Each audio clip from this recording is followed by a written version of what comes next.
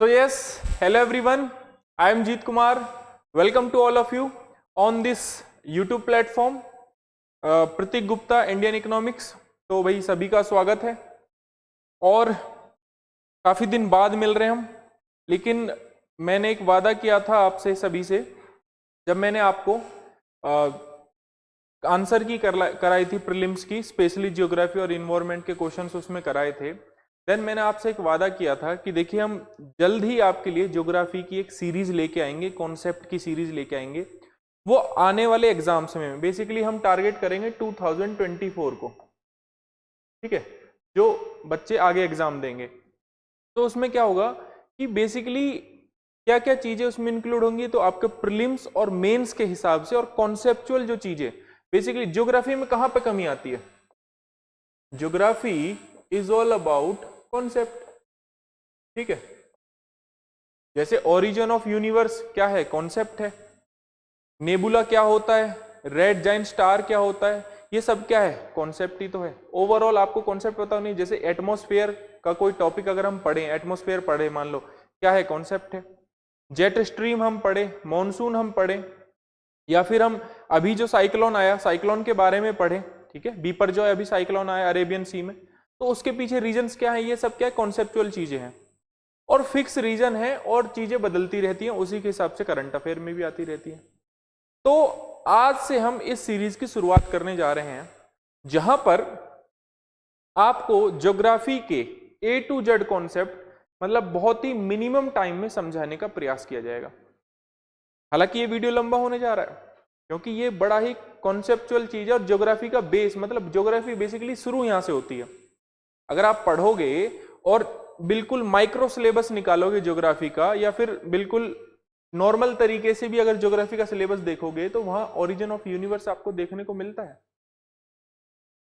तो origin of universe के पीछे स्टोरी क्या है, कौन सी हाइपोथीसिस की हम बात करेंगे यहां पर। तो आई होप आप समझ गए होंगे कि आज हम बात करेंगे बिग बैंग थ्योरी की। Big bang theory, big bang theory की बात करेंगे, ठीक है। बिग बैंग थ्योरी की बात करेंगे। मोस्टली हाईली एक्सेप्टेबल हाइपोथीसिस, मैं क्या दोबारा कह रहा हूं, हाईली एक्सेप्टेबल हाइपोथीसिस, ठीक है। सबसे ज्यादा एक्सेप्ट की जाने वाली थ्योरी है बिग बैंग थ्योरी। ये आपके एनसीईआरटी में भी मेंशन है, और ओरिजिन ऑफ यूनिवर्स आप पढ़ते हैं तो आपको ये समझ में आता है कि स्टार कैसे बना, अर्थ का फॉर्मेशन कैसे हुआ, ये सारी की सारी चीजें यहां से आपको धीरे धीरे समझ में आने लगेंगी और ज्योग्राफी का जो बेस है वो रेडी हो जाएगा आपका, ठीक है। तो चलिए शुरू करते हैं बिना किसी देरी के। तो हमें बेसिकली ओरिजिन ऑफ यूनिवर्स में सबसे पहले हमें ये पता होना चाहिए कि यूनिवर्स क्या है, ठीक है।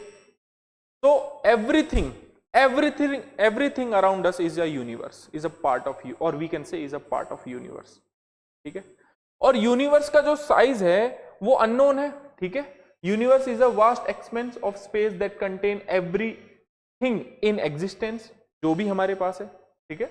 All space, all matter and energy that space contain is a part of universe, ठीक है। एग्जैक्ट साइज अभी तक यूनिवर्स का पता ही नहीं है, इसमें बिलियंस ऑफ गैलेक्सीज हैं, इसकी बात करेंगे। Scientist believe universe is a still expanding outward. अब ये जो स्टिल एक्सपेंडिंग है, इसके पीछे की एक बड़ी कहानी है, वो आगे बताऊंगा। एडविन हबल वाली कहानी, रेड शिफ्ट वाली कहानी, जो कि बिग बैंग थ्योरी से लगभग 40 ईयर्स पहले उन्होंने बता दिया था कि यूनिवर्स एक्सपेंड कर रहा है अराउंड 1920 में। जबकि आपकी बिग बैंग थ्योरी आई थी लगभग आपका अगर देखें तो 1950 से 1960 के अराउंड, इस बीच आपकी बिग बैंग थ्योरी जो है आई थी, ठीक।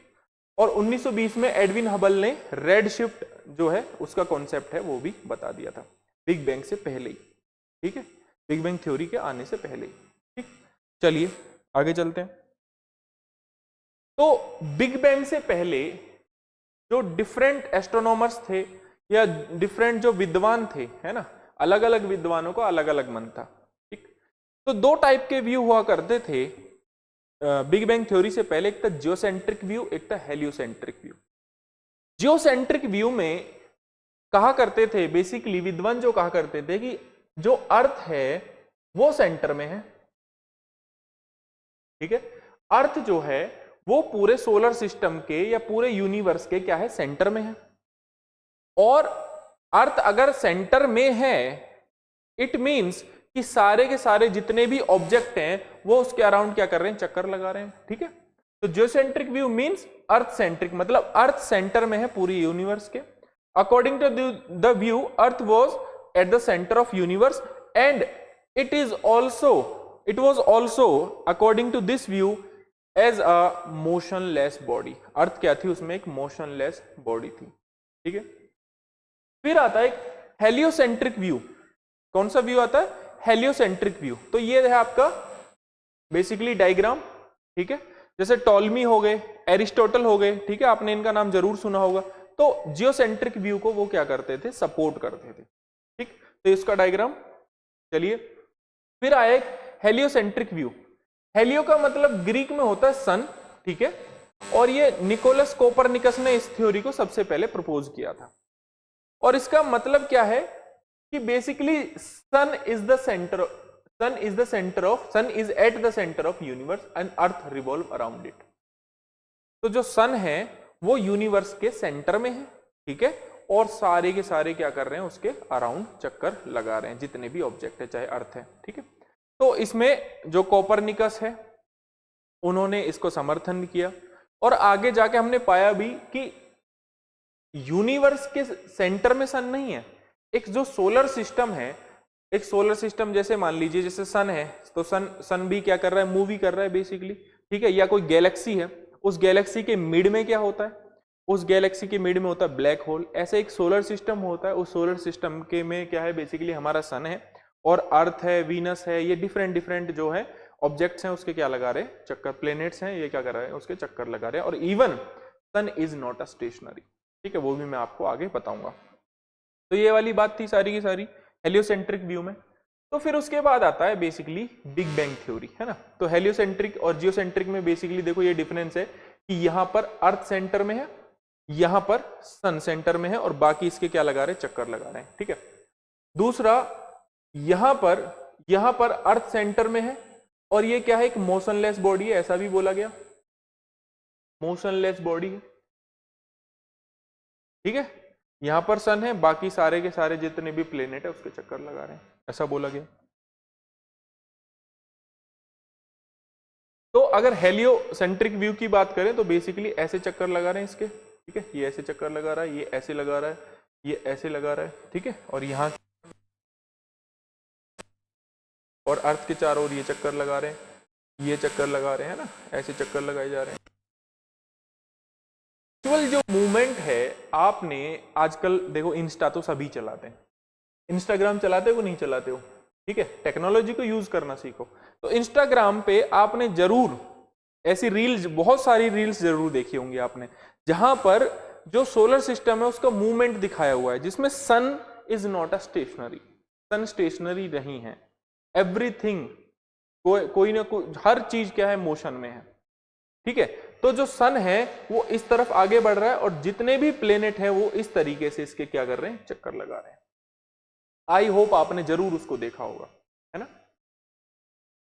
तो बेसिकली बढ़ते हैं आगे और अब हम बात करेंगे बिग बैंग थ्योरी के बारे में। तो अगर हमें यह पता लग जाए कि ये बिग बैंग थ्योरी है वो किसने दी थी, तो भाई ये दी थी जॉर्ज लेमेत्रे ने। किसने, जॉर्ज लेमेत्रे ने, जॉर्ज लेमेत्रे, ठीक है। जॉर्ज लेमेत्रे ने इस थ्योरी को प्रोपाउंड किया था, बिग बैंग थ्योरी को। सबसे पहली बात तो ये। दूसरा, बिग बैंग थ्योरी को जब बताया गया तो बिग बैंग जो थ्योरी है, बिग बैंग मतलब कि एक जस्ट एक पॉइंट से शुरू होती है, उसका नाम है, उस पॉइंट का नाम है सिंगुलैरिटी। क्या नाम था, सिंगुलैरिटी, ठीक है। अब इस सिंगुलैरिटी का मिनिमम वॉल्यूम, ठीक है, उसके बाद इनफाइनाइट डेंसिटी, ठीक है, एंड इनफाइनाइट टेम्परेचर, ठीक है। I hope you all are aware with this term, density, density क्या होती है, मास पर यूनिट वॉल्यूम जो है आपकी क्या होती है, डेंसिटी। तो इसमें क्या हुआ, इसमें बूम हुआ, बेसिकली ये क्या कह रहा, फटा, ऐसे कह सकते हैं, जैसे एक बॉम्ब है, एक जैसे हम दिवाली पे जो भी बॉम्ब लगाते हैं हम उसे रिलेट कर सकते हैं। तो उसमें क्या हुआ, एक्सप्लोजन हुआ, ठीक है, बूम हुआ, एक्सप्लोजन हुआ, और उसकी वजह से जो आज का यूनिवर्स है वो एग्जिस्ट करता है। और सब चीज कहां से शुरू हुई थी, इस पॉइंट से शुरू हुई थी जिसका नाम है सिंगुलैरिटी। अब ये सिंगुलैरिटी कहां से आया ये किसी को नहीं पता है, अननोन है। ये क्या है, एक हाइपोथेसिस है। ये हाइपोथेसिस सबसे ज्यादा करेक्ट हाइपोथेसिस है क्योंकि इसको मैथमेटिकली प्रूफ किया जा चुका है।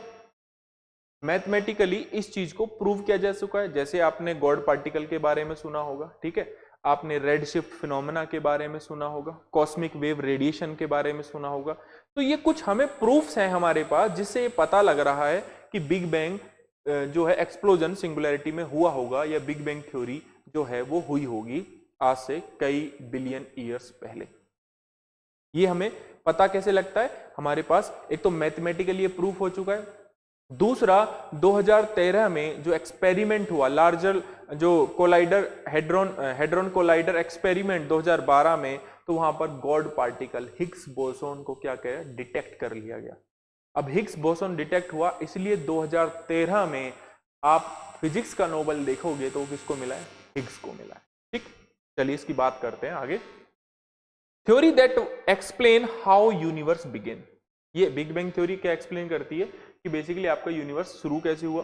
Consider to be the best supported theory origin of universe, क्यों, क्योंकि इसको एक्सपेरिमेंटली नहीं, हमने इसको एज अ मैथमेटिकली प्रूफ किया हुआ है कि हाँ जो बिग बैंग थ्योरी है वो मैथमेटिकली प्रूव्ड है। ठीक, तो बेसिकली क्या है कि इतने वर्ष पहले 13.8 बिलियन ईयर्स पहले, ये अलग अलग बुक्स में अलग अलग मिलेगा, so don't worry for that, कि इतने वर्ष पहले आपका बिग बैंग हुआ होगा। और बिग बैंग जो है सारी सिंगल पॉइंट से शुरू हुआ था, उसका नाम क्या है, singularity, as I told you earlier. उसका जीरो वॉल्यूम, इनफाइनाइट डेंसिटी, और इनफाइनाइट क्या था, उसका टेम्परेचर था, और उसमें क्या हुआ, एक्सप्लोजन हुआ, और उस एक्सप्लोजन की वजह से आज का जो यूनिवर्स है वो आपको देखने को मिलता है। ठीक, अगर हम आगे बढ़े तो ये है आपका, ये है वो सिंगुलैरिटी जिसकी मैं बात कर रहा था। ठीक है, ये क्या है, वो सिंगुलैरिटी है जिसकी मैं बात कर रहा था कि इसमें एक्सप्लोजन हुआ, और इसके एक्सप्लोजन के जस्ट 3 मिनट बाद, इसके एक्सप्लोजन के जस्ट 3 मिनट बाद मैटर बना, एटम बना। ठीक है, लाइक हीलियम, हाइड्रोजन, ऐसे एटम जो है फॉर्म हुए। और इस 3 मिनट के बीच की जो कहानी है वो बड़ी शानदार है। ठीक है, इसमें एक व्यक्ति हुए, वैज्ञानिक हुए, जिन्हें हिग्स के नाम से जाना जाता है, और इन्होंने एक पार्टिकल, बेसिकली जो मैग्नेटिक डिफरेंट टाइप की फील्ड्स हैं, उन्होंने एक हिग्स फील्ड बनाई, और हिग्स फील्ड से क्या है, हिग्स बोसोन बनाए। उसकी कहानी मैं बताऊंगा। तो जो हिग्स बोसोन है, हिग्स बोसोन है वो पार्टिकल्स हैं जिनके पास क्या है, मास है। ठीक है, बेसिकली, और यही आगे जाकर क्या कहलाए, गॉड पार्टिकल। अभी एक ओवरऑल व्यू दे रहा हूं, फिर एक डिटेल में मतलब ऑर्डरली तरीके से बता दूंगा सारी की सारी चीजें। और ये वो मेन डायग्राम है जिससे आपको पता लगता है कि बिग बैंग थ्योरी, जो आपने बहुत सारी जगह देखा होगा कि यहां से बिग बैंग थ्योरी शुरू हुई थी।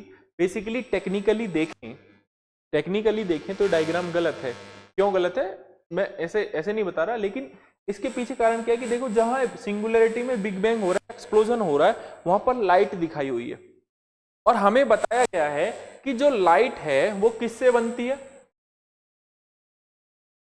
लाइट बनती है फोटोन से। लाइट किससे बनती है, फोटोन से। अरे भाई, जब एक्सप्लोजन के 3 मिनट बाद एटम बना है, ठीक है, सारी की सारी चीजें बनी हैं, तो फोटोन कैसे बन गया उस वक्त। तो टेक्निकली ये डायग्राम रॉन्ग है, लेकिन उस इजी टू अंडरस्टैंड है कि ऐसे हुआ बिग बैंग, और टोटली प्रेजेंट डे हमारा क्या अर्थ ऐसा है। ठीक है, और एंड ऑफ लाइफ अर्थ, इतना अभी टाइम बचा हुआ, universe eventually cold and dark, ऐसे चलेगा। पूरा कहानी दर्शाई हुई है कि भाई कैसे स्टार गैलेक्सी बनी, कैसे स्टार का फॉर्मेशन हुआ और कैसे प्रेजेंट डे में जो अर्थ है वो इस तरीके से दिखाई देती है। ठीक, तो चलिए इसमें हम मेन चीजें सीख लेते हैं। मेन चीजें क्या हैं? तो दो चार चीजें हैं जो मैं आपको बताना चाहूंगा। ठीक है, तो करीब करीब 1964 से ये कहानी शुरू होती है। ठीक है, 1964 से कहानी शुरू होती है और हिग्स बोसोन नाम की, हिग्स बोसोन, जिसको बाद में वी कैन से पार्टिकल, जिसको बाद में गॉड पार्टिकल के नाम से जाना गया। तो इन्होंने जो हिग्स थे, तो बेसिकली इन्होंने ओवरऑल जो 3 मिनट के अंदर अंदर जब एक्सप्लोजन हुआ सिंगुलैरिटी में तो क्या क्या हुआ उसके बारे में बताया। चलिए वो सीख लीजिए। देखिए ओवरऑल हमारे पास 5 टाइप की फोर्सेस होती हैं, जैसे मैग्नेटिक फोर्स होती है हमारे पास, ठीक है, जैसे हमारे पास इलेक्ट्रिक फोर्स होती है, ठीक है, एक हमारे पास न्यूक्लियर फोर्स होती है। ठीक, क्या होती है? न्यूक्लियर फोर्स होती है। एक होती है weak interaction forces, weak interaction forces, ठीक, और एक होती है हमारी वीक इंटरेक्शन फोर्सेस के अलावा आपका मैग्नेटिक फील्ड हो गया, इलेक्ट्रिक हो गया, न्यूक्लियर हो गया, वीक इंटरेक्शन फोर्सेस हो गया, और आपका एक होता है ग्रेविटेशनल फोर्सेस। ये 5 टाइप की फोर्सेस होती हैं। ठीक है, तो एनर्जी जो है कन्वर्ट होती है किस में? मैटर में, और एनर्जी कन्वर्टेड इनटू मास, ये हमें किसने बताया था? सबसे पहले आइंस्टाइन ने हमें पहले बता दिया था।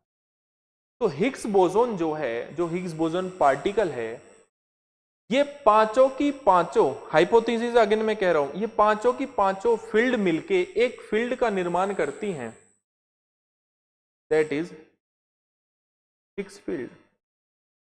क्या बनाती है? हिग्स फील्ड बनाती हैं। और जब पार्टिकल इस हिग्स फील्ड से जाते हैं तो वो क्या कर देते हैं जी, जो उसके पास क्या हो जाता है? मास हो जाता है। जब पांचों की पांचों जो पार्टिकल्स हैं जब इससे जाते हैं तो उनके पास क्या हो जाता है? मास हो जाता है। ठीक है, अब इनके पास जब मास हो जाएगा तो भाई एनर्जी कन्वर्टेड इनटू मैटर और मास, ये हमें किसने बताया था? सबसे पहले ये बताया था हम आइंस्टाइन ने। तो जब ये मास में कन्वर्ट होते हैं तो यहां पर सबसे पहले जो बने जो पार्टिकल बने वो कहलाए हिग्स बोसोन, हिग्स बोसोन। ठीक, उसी के बाद जब डिफरेंट पार्टिकल्स आके एक साथ जुड़ गए तो फिर उसके बाद एक पार्टिकल का निर्माण हुआ, वो बना क्वार्क्स। क्या बने? आपके क्वार्क्स बने। और इन्हीं क्वार्क्स के मिलने और जुड़ने से क्या बना? बेसिकली एटम्स बने। ये किसने बताया हमें? ये हिग्स ने बताया। अच्छा, अब क्या होता है? सन 2012 में, 1964 से शुरू होता है हिग्स बोसोन का ये जो कॉन्सेप्ट है, ये 1964 में होता है। अब क्या होता है कि 2012 में फ्रांस में एक एक्सपेरिमेंट चल रहा था, सन के ऊपर, है ना, फ्रांस में एक एक्सपेरिमेंट चल रहा था सन 2012 में। ठीक है, आपने सुना भी होगा, लार्ज हैड्रॉन कोलाइडर एक्सपेरिमेंट। क्या नाम था उसका? नाम एक बार मैं यहां पे लिख देता हूं, क्या था? Large hadron collider experiment. ठीक है, ये कहां हो रहा था? फ्रांस में हो रहा था। ठीक है, किसके ऊपर? बेसिकली सन के ऊपर होता। तो यहां पर क्या हुआ?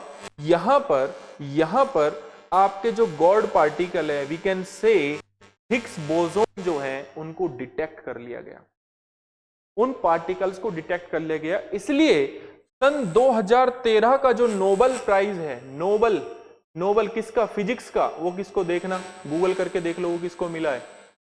हिग्स को। किस लिए मिला है? हिग्स बोसोन की डिटेक्शन के लिए, we can say god particle की डिटेक्शन। ठीक है, तो यहां तक चीजें समझ में आई होंगी कि भाई सिंगुलैरिटी हुई उसके बारे में किसी को नहीं पता, लेकिन मैथमेटिकली ये प्रूफ है। लेकिन एक जो एडविन हबल है, उन्होंने ऑलरेडी बता दिया था। उसकी बात हम आगे करेंगे थोड़ा, जब हम रेड शिफ्ट की बात करेंगे। या फिर उसके प्रूफ की बात करेंगे, कॉस्मिक वेव की बात करेंगे। तो ओवरऑल यहां पर कहानी समझ में आई कि आइंस्टाइन ने बताया कि एनर्जी कन्वर्ट होती है हमारी matter, equal to MC square, सबने सुना होगा, बेसिक है, सबने पढ़ा होगा, ठीक है, सबने पढ़ा होगा, इक्वल टू एमसी स्क्वायर। अब क्या होता है कि भाई आपके जो है ये थ्योरी दी जाती है 1964 में कि पांचों फील्ड मिला के हिग्स फील्ड बनाती है, और उसी हिग्स फील्ड से क्या बनता है, आपका हिग्स बोसोन बनता है, और उस पार्टिकल में मास आ जाता है। अब डिफरेंट डिफरेंट पार्टिकल कोलाइड होने लगते हैं, और उसी कोलाइड होने की वजह से क्वार्क्स का फॉर्मेशन होता है, और डिफरेंट डिफरेंट क्वार्क्स मिलके, जैसे 3 क्वार्क्स मिलके प्रोटॉन बनाते हैं, न्यूट्रॉन बनाते हैं, ठीक है, फॉर्मेशन अलग अलग होता है, तो उसी की वजह से क्या बना, एटम बना। तो 3 मिनट के अंदर अंदर हो रही है सारी कहानी। आई होप यहां तक चीजें समझ में आपको आ गई होंगी, ठीक है। अब क्या हुआ, अब एक बहस और चल रही थी। एक बहस क्या चल रही थी कि ओरिजिन ऑफ यूनिवर्स से रिलेटेड एक बहस ये चल रही थी कि यूनिवर्स इज स्टिल एक्सपेंड। एक था स्टेडी स्टेट थ्योरी, ठीक है, ठीक है, एक और हॉयल थे, और एक और आपके एडविन हबिल थे। तो स्टेडी स्टेट थ्योरी में क्या था कि देखो यूनिवर्स पहले भी ऐसा ही था, आज भी ऐसा ही है, हालांकि इसको क्या गया, स्टेडी स्टेट थ्योरी हो गई आगे जाके खत्म, क्योंकि भाई ये प्रूफ हो गया हमारे पास। तो यहां पर एडविन हबल ने लगभग लगभग 1920 के अराउंड, नोट लगभग की ओवरऑल अगर फिक्स डेट बताएं कि ओवर ईयर बताएं, तो 1920 के अराउंड में क्या करा उन्होंने, बता दिया कि रेड शिफ्ट फिनोमेना के माध्यम से कि यूनिवर्स इज स्टिल एक्सपेंडिंग, ठीक है, यूनिवर्स इज स्टिल एक्सपेंडिंग, और उन्होंने प्रूफ दिया रेड शिफ्ट फिनोमेना, ठीक है, उसकी भी हम आगे बात करेंगे। चलिए आगे बढ़ते हैं। तो एविडेंस में कौन कौन से सपोर्ट है हमारे पास, एक तो रेड शिफ्ट फिनोमेना। अच्छा, ये रेड शिफ्ट फिनोमेना जब तक समझ में नहीं आएगा किसी को, जब तक किसी ने डॉपलर इफेक्ट नहीं पढ़ा हो। डॉपलर इफेक्ट, डॉपलर इफेक्ट, ठीक है, उसको मैं आगे आपको बताऊंगा, अभी आप बस देख लीजिए कि 1929 में Edwin Hubble discover that galaxy appear to be moving away at the speed proportional to their distance called Hubble law, ठीक है।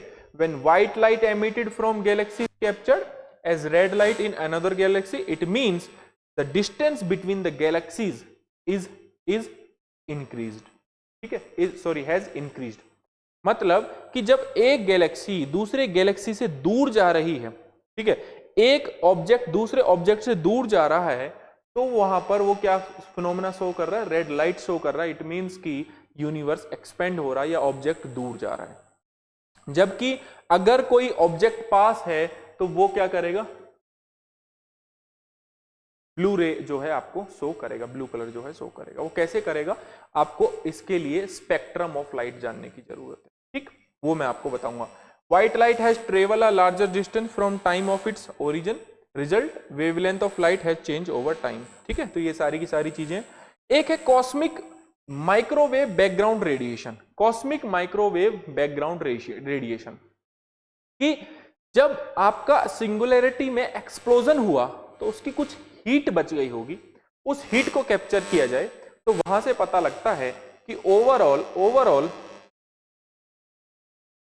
faint glow of light present in the universe discovered in 1965 by American astronomers, ठीक है, ये astronomers हैं Wilson वगैरह, इन्होंने इनको करा। और light arises from heat radiation, heat is suppose to be left over big bang event, ठीक है।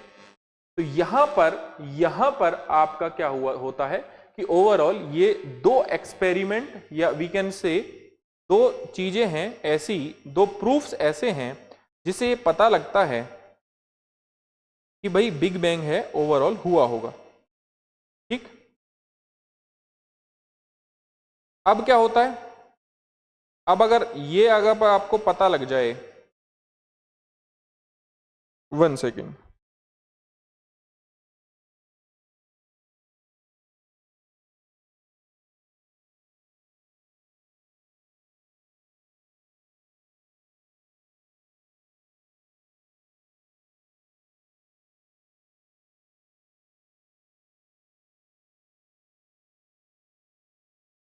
थोड़ा सा एक छोटा सा काम आ गया था बीच में। तो हम कहां पर थे कि हमारे पास बिग बैंग के क्या क्या प्रूफ्स हैं, है ना। तो हमारे पास दो प्रूफ्स हैं। पहला प्रूफ है आपका red shift phenomena, second is cosmic microwave background radiation. दो टाइप के हमारे पास प्रूफ हैं। लेकिन मैंने क्या कहा कि उसको क्या पता होना चाहिए, डॉपलर इफेक्ट पता होना चाहिए, उसकी हम एट द एंड बात करेंगे। लेकिन अब हम बात करते हैं यहां पर गैलेक्सीज की। देखो, जिस गैलेक्सी में हम रहते हैं उस गैलेक्सी का नाम है मिल्की वे गैलेक्सी, ठीक है। और हमारे जो नियरेस्ट गैलेक्सी है उसका नाम है एंड्रोमेडा। अभी जो वो कॉन्सेप्ट है ना रेड शिफ्ट फिनोमेना का, डॉपलर इफेक्ट, अभी उसको साइड में रख दीजिए। अब हम गैलेक्सी की बात करेंगे, फिर दोबारा से उस पर टॉपिक पर जाएंगे, ठीक है। छोटी छोटी चीजें हैं, ठीक है। तो गैलेक्सी क्या है, collection of gas, dust and billions of star and solar system held together by the gravity is called Galaxy, ठीक। अब ये टाइप्स क्या होते हैं, जैसे स्पाइरल है, इलिप्टिकल है ना। स्पाइरल है, इलिप्टिकल है। जैसे हम जिस गैलेक्सी में रहते हैं उसका नाम क्या है, मिल्की वे गैलेक्सी। वो कैसी है, स्पाइरल टाइप की है, ठीक। हमारे जो नियरेस्ट है वो एंड्रोमेडा है। तो पूरी गैलेक्सी में करीब करीब हम यहां के करीब रहते हैं, बस एक पॉइंट भर अगर हम दिखाएं तो पूरी गैलेक्सी में। और ओवर हम देखें तो यहां पर देखिए, यहां पर हमारा सेंटर में क्या है, सन को दिखाया जा रहा है। और ये किसी भी गैलेक्सी के सेंटर में क्या होता है, ब्लैक होल होता है, ठीक है। किसी भी गैलेक्सी के सेंटर में क्या होता है, ब्लैक होल होता है। ये बात हमेशा याद रखना, ठीक है। जैसे सेगिटेरियस ए के नाम से जो ब्लैक होल है वो हमारी गैलेक्सी मिल्की वे की गैलेक्सी के सेंटर में जो ब्लैक होल है उसका नाम क्या है, सेगिटेरियस ए, ठीक है। और सबसे नियरेस्ट गैलेक्सी कौन सी है, एंड्रोमेडा, ठीक। अब ये डिफरेंट टाइप है, इलिप्टिकल गैलेक्सी, इरेगुलर गैलेक्सी, आप इसको पढ़ लीजिएगा, ठीक है। Also you can take screenshot. Yes, Milky Way galaxy के बारे में हम बात करते हैं। तो बेसिकली इतने लाइट ईयर दूर है, इतना एज है, स्पाइरल टाइप की है। ये हमारे गैलेक्सी के सेंटर में क्या है, ओवरऑल अगर हम देखें तो ये हमारा क्या है, सुपरमासिव ब्लैक होल, ठीक है। ये है आपका ब्लैक होल, ठीक। और ये जो वाला एरिया ना, tight packed region, galactic bulge, ठीक, गैलेक्टिक डिस्क, है ना, galactic bulge, tight pack region of light, क्या कहलाता है, गैलेक्टिक बल्ज। एंड ये जो गैलेक्टिक डिस्क है यहाँ पे, ये galactic disc host billion of stars. Billion of stars कहां पर होते हैं, आपके गैलेक्टिक डिस्क में होते हैं, ठीक है। In the immediate surrounding of the Sagittarius A there is a tight pack region of gas, dust and star. This is known as galactic bulge. Beyond this bulge there is a galactic disk. The galactic disk hosts billion of stars including our sun. तो वही जो मैंने अभी आपको बताया, ठीक। उसके बाद अगर हम बात करें आगे, milky Way Galaxy and Andromeda Galaxy, ये सबसे नजदीकी गैलेक्सी है हमारे यहाँ, ठीक। अब हम बात करेंगे अगेन वही रेड शिफ्ट फिनोमेना की। तो छोटा सा एक बार गैलेक्सी के बारे में आपको पता लग गया, अब हम रेड शिफ्ट फिनोमेना पे फिर से जाते हैं। तो याद रखिएगा, जब भी कोई ऑब्जेक्ट हमारे पास आता है तो उसका जो है ब्लू लाइट वो शो करता है। जब भी कोई ऑब्जेक्ट हमसे दूर जाता है तो वो रेड शिफ्ट जो है लाइट है, उसका जो फिनोमेना है वो क्या करता है, शो करता है। कैसे करता है, अगर आपने स्पेक्ट्रम ऑफ लाइट पढ़ा है तो आपने विबग्योर के बारे में जरूर पढ़ा होगा। विबग्योर में भी क्या है कि 400 नैनोमीटर से लेकर 700 नैनोमीटर तक की ये लाइट होती है। इसमें भी विजिबल हमें यहां से लेकर यहां तक है, ठीक है। इससे पहले क्या होता है, एक्स रेज होती हैं, गामा रेज होती हैं, अल्ट्रा वायलेट रेज होती हैं, ठीक है। यहां पर इंफ्रारेड रेज होती हैं, ठीक है। यहां पर रेडियो वेव्स होती हैं। तो ये है स्पेक्ट्रम ऑफ लाइट, और ये कहां से आता है, सन से आता है, ठीक है। तो ये वाला जो फिनोमेना है वो क्या है, हमारे पास है। अब इसको समझाता हूं डॉपलर इफेक्ट के माध्यम से। देखो डॉपलर इफेक्ट में क्या होता है, देखो डॉपलर इफेक्ट में क्या होता है कि जब भी कोई ऑब्जेक्ट हमारे पास आ रहा होता है, तो आपने एक फॉर्मूला सुना होगा, मतलब घबरा मत जाना, मैं फॉर्मूला लिख रहा हूं, E equal to HC upon lambda. Lambda क्या है, वेवलेंथ है, E क्या है, एनर्जी है, अगेन H क्या है, प्लैंक कांस्टेंट, और C क्या है, वेलोसिटी ऑफ लाइट है। तो आपको घबराना नहीं है, वेवलेंथ हमेशा इनवर्सली प्रोपोर्शनल होती है किसके, लैम्डा के, यानी कि वेवलेंथ के या एनर्जी के। एनर्जी कम, वेवलेंथ ज्यादा। तो जब ये बस ओवरऑल आप उधर जाएगी, मतलब मान लीजिए यहां पर एक महिला खड़ी है ना, या आप ऐसे आप कनेक्ट कर सकते हैं, और ये कार जब आपसे दूर जाएगी तो इट मींस क्या होगा, वेव जो एनर्जी है क्या है, क्या होगी, कम होगी, क्योंकि आपके पास साउंड कम आ रहा है, और वेवलेंथ क्या हो जाएगी, ज्यादा हो जाएगी, मतलब इस टाइप से वेवलेंथ, मतलब आपको वॉइस कम सुनाई देगी।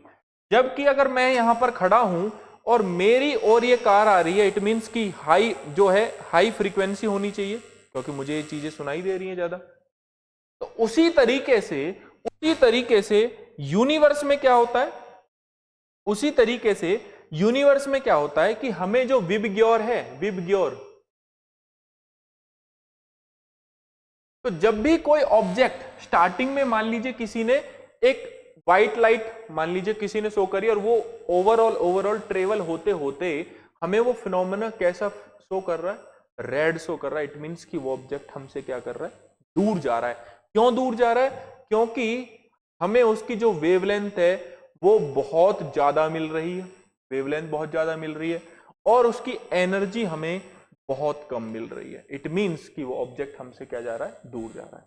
तो यही था रेड शिफ्ट फिनोमेना, कि जब भी कोई ऑब्जेक्ट हमसे दूर जा रहा है तो वो कलर्स या पास रहे तो ब्लू एंड दूर रहे तो रेड, तो रेड कलर शो कर रहा है। तो इससे पता लग रहा है कि जो हमारे स्टार्स हैं, जो दूसरे स्टार्स हैं या दूसरे प्लेनेट्स हैं, जो आसपास ऑब्जेक्ट्स हैं, वो एक दूसरे से दूर जा रहे हैं, और वो दूर जाने की वजह से, या फिर वी कैन से ओवरऑल जो यूनिवर्स है वो एक्सपेंड कर रहा है।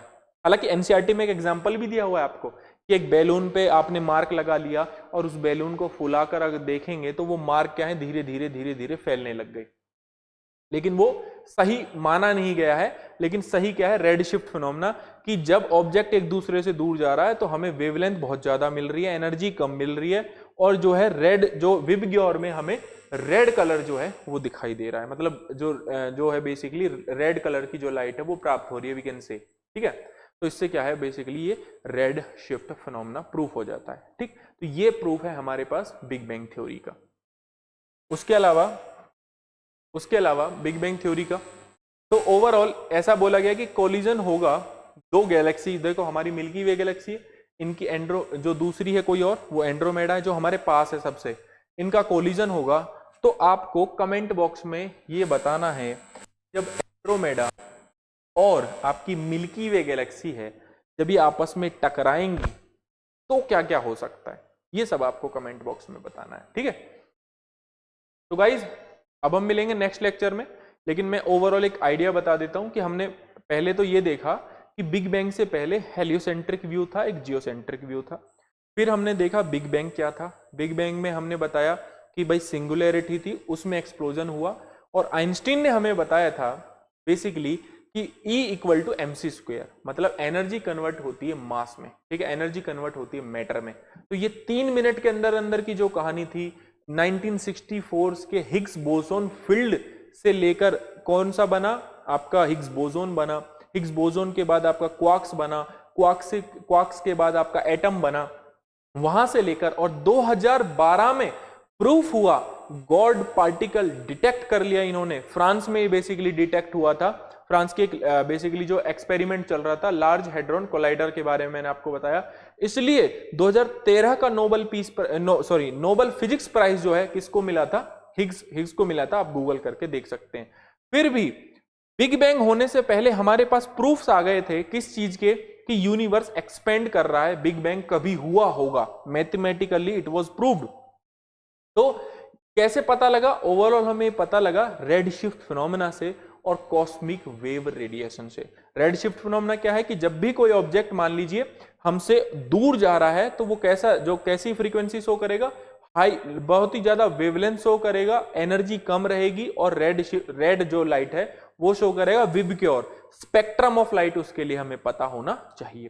ठीक है, तो ये था ओवरऑल ओरिजिन ऑफ यूनिवर्स। अब हम देखेंगे नेक्स्ट वीडियो में स्टार का फॉर्मेशन, स्टार का बेसिकली फॉर्मेशन कैसे हुआ।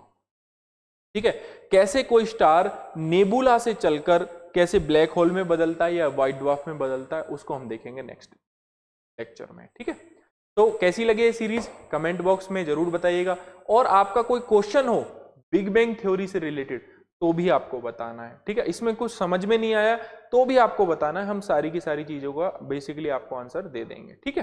Thank you so much guys, मिलते हैं नेक्स्ट लेक्चर में।